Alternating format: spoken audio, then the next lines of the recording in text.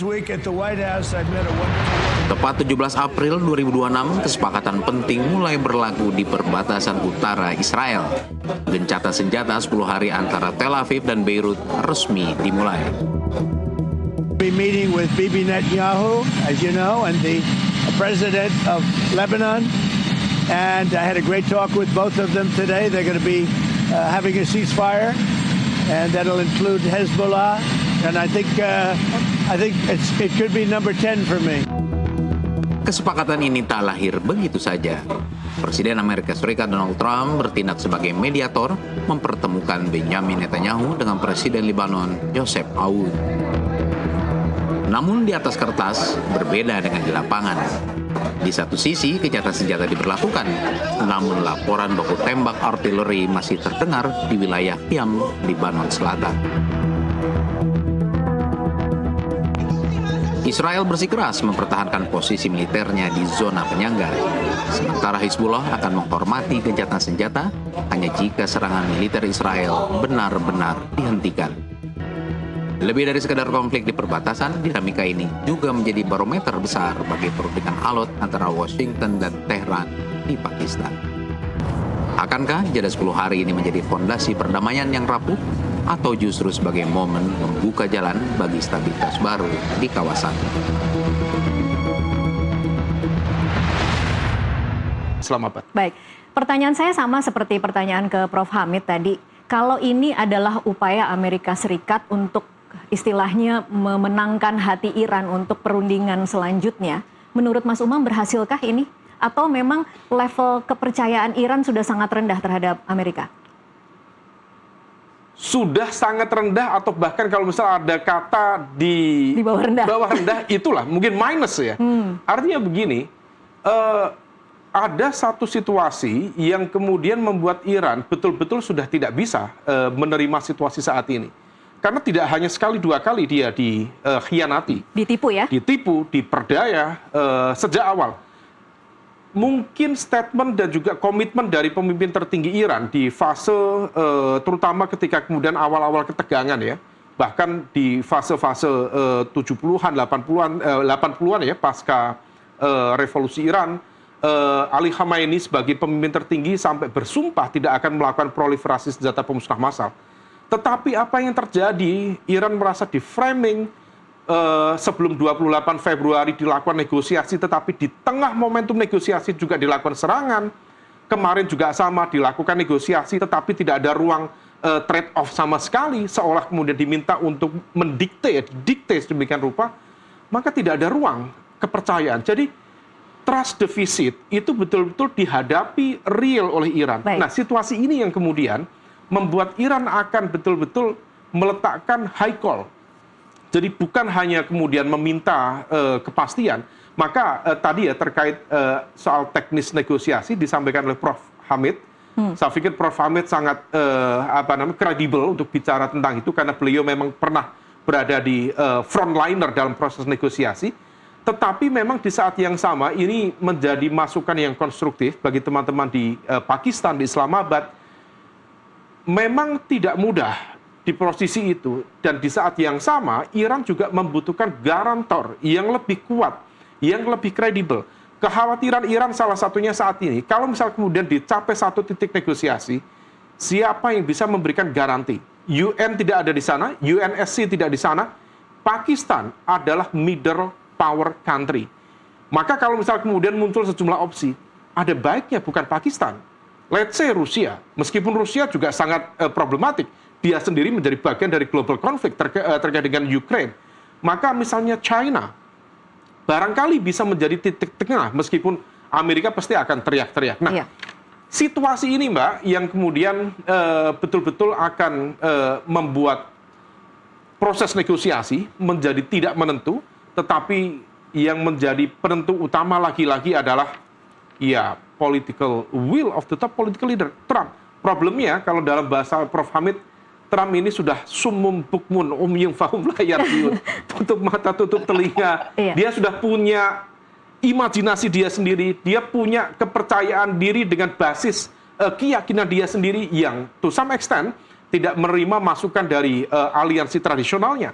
Eropa dia tidak dengar, Inggris, aliansi terkuat sejak Amerika berdiri, tidak juga kemudian dia gubris, dan tidak ada satupun yang mampu dan bisa mengingatkan. Even rakyatnya juga tidak kemudian mampu menggerakkan kembali 9 juta berdemo, no kings, sebuah tamparan keras secara legitimasi politik, tetapi dia tetap berjalan di sana. Baik, saya kembali lagi ke Prof. Hamid sekarang untuk kembali lagi ke perkembangan terakhir atau pernyataan terakhir dari masing-masing pihak. Prof. Hamid, kalau dari posisi Netanyahu menegaskan bahwa pasukan Israel tidak akan mundur dari wilayah yang telah dikuasai, zona keamanan di 10 km Lebanon Selatan, sementara Hizbullah juga menegaskan pendudukan Israel di tanah kami memberikan hak bagi Lebanon dan rakyatnya untuk melawan. Kalau membaca pernyataan-pernyataan ini, Prof. Hamid, ini artinya gencatan senjata itu tidak ada artinya atau seperti apa, Prof. Hamid? Nah, sekali lagi saya tetap menaruh harap bahwa itu terjadi. Karena bahayanya kalau gagal terus, makan kan taruhannya ini nyawa. Sudah 2.000 nyawa meninggal sejak perang antara Israel dan Hezbollah, 1,2 juta orang mengungsi dengan segala problema sosial yang dihadapi ya. Itu jalan pikiran saya yang pertama. Kenapa Netanyahu juga memiliki posisi serba pelik? Karena dia dirongrong oleh dua orang yang berhaluan ekstrim kanan, yaitu Yair Lapid dari partai Yesh Atid, kemudian Avigdor Lieberman. Nah, Avigdor Lieberman ultranasionalis yang menghantam terus. Sebenarnya Yair Lapid itu cenderung moderat, tetapi untuk kasus ini dia ingin memanfaatkan menyerang Trump atas kebijakannya. Jadi saya kira Trump dalam posisi yang serba awas dengan keputusannya ini, karena dia dirongrong dari dalam. Nah, kembali ke soal gaya Trump, saya kira nobody ever trust Trump.